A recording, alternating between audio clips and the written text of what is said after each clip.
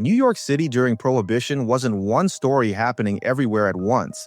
It was a patchwork of different lives running side by side on the same streets. In Midtown, you had people sneaking into nightclubs with secret doors and code words, drinking champagne out of teacups while pretending they were fooling the government. Downtown, you had politicians promising reform and police officers trying to keep up with laws that no one seemed interested in respecting. And up in Harlem and the Bronx, you had a different reality entirely. One where beer routes were guarded like gold shipments, where social clubs doubled as command posts, and where street corners weren't just places to talk, but places men were willing to kill over. By the early 1930s, one of the most powerful figures in that world was Dutch Schultz, the Bronx beer baron who made millions from bootlegging and policy gambling, running his operations with a mix of violence, charm, and payments to people who could make problems disappear. Schultz had men all over the Bronx and Harlem, keeping his routes safe and making sure that every bar and social club knew who ran things. One of the men closest to him in East Harlem was Joseph Tough Joey Rao, a street-hardened enforcer who kept Schultz's interests stable in a neighborhood where money changed hands fast, and trouble wasn't far behind. But not everyone stayed loyal to Schultz. One of his former employees, a young Irish-born gunman named Vincent Coll, decided he wasn't going to spend his life protecting someone else's empire. Coll had grown up tough in the Bronx, spent time in reform school, and built a reputation early as someone who reached for a gun before he reached for a better idea. Schultz had hired him because Coll didn't hesitate. He was good at riding shotgun on beer trucks, good at intimidating people, and good at scaring rivals away from Schultz's delivery routes. But that same personality made him dangerous to keep close.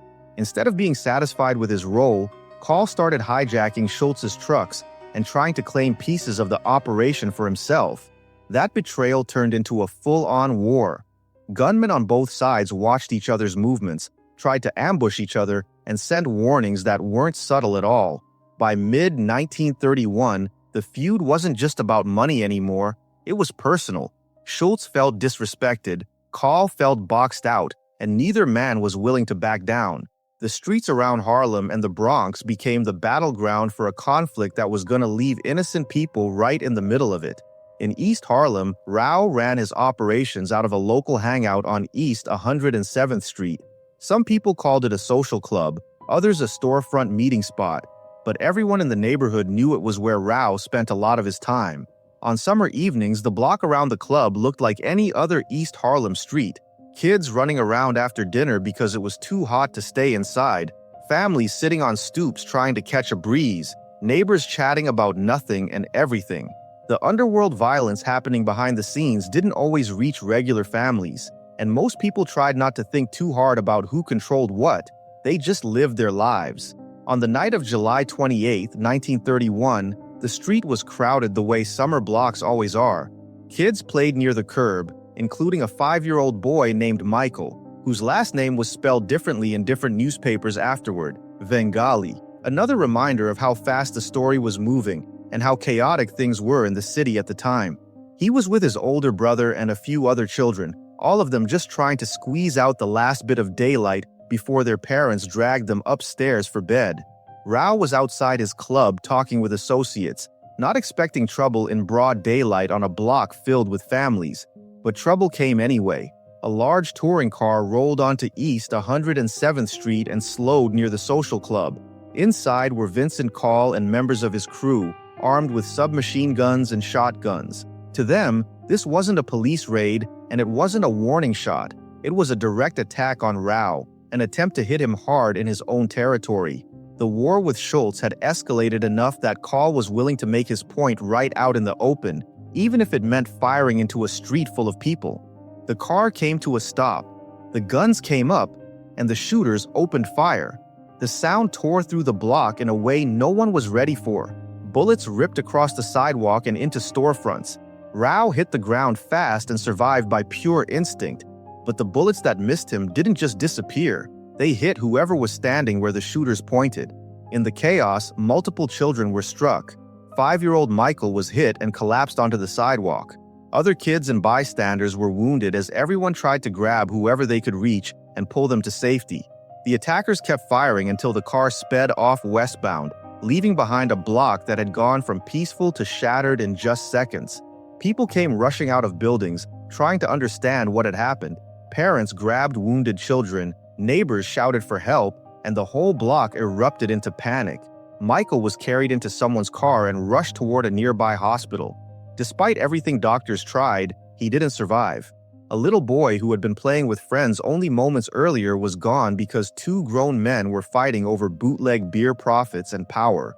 Once the newspapers learned a child was dead, the entire city reacted. Headlines didn't pull punches. Some called it the Harlem Baby Massacre.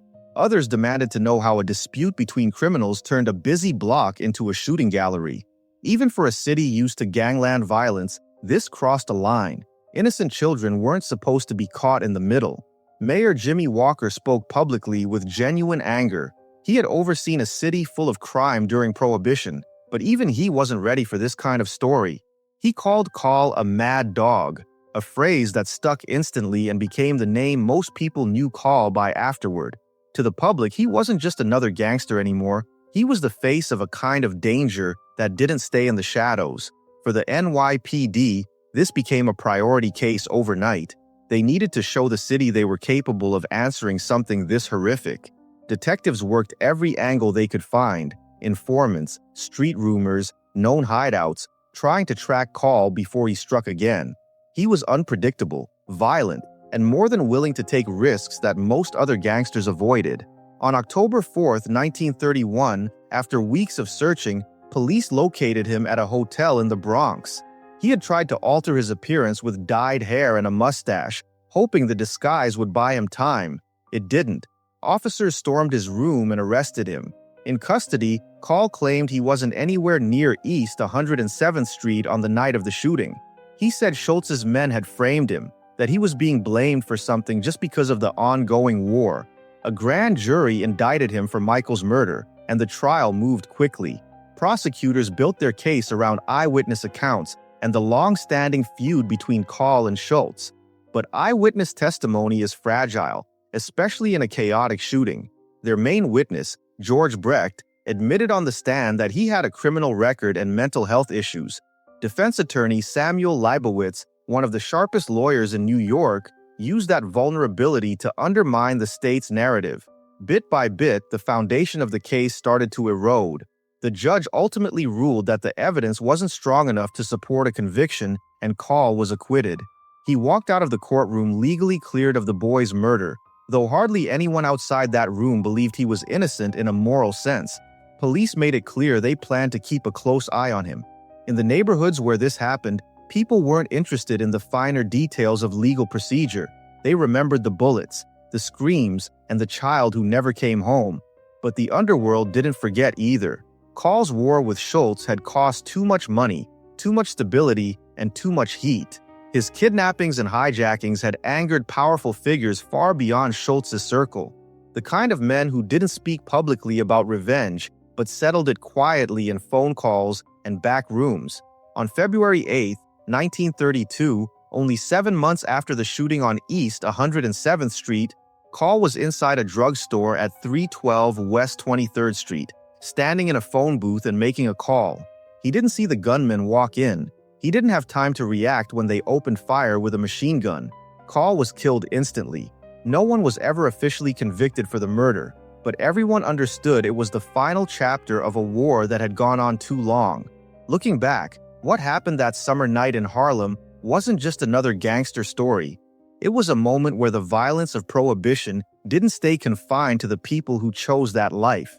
It spilled onto a block full of families, pulled a child into a conflict he had nothing to do with, and forced the city to confront how deeply the underworld had embedded itself into everyday streets.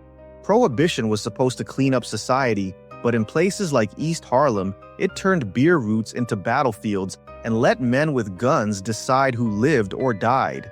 By the time Prohibition ended in 1933, the shooting that killed Michael had become one of the cases people pointed to when they said the whole experiment had failed.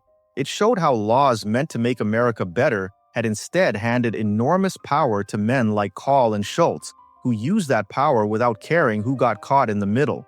Families on East 107th Street didn't want lessons. and they didn't want to hear about politics or legal changes. They just mourned a child who never got the chance to grow up because two rival gangs decided that a neighborhood street was the place to settle their score.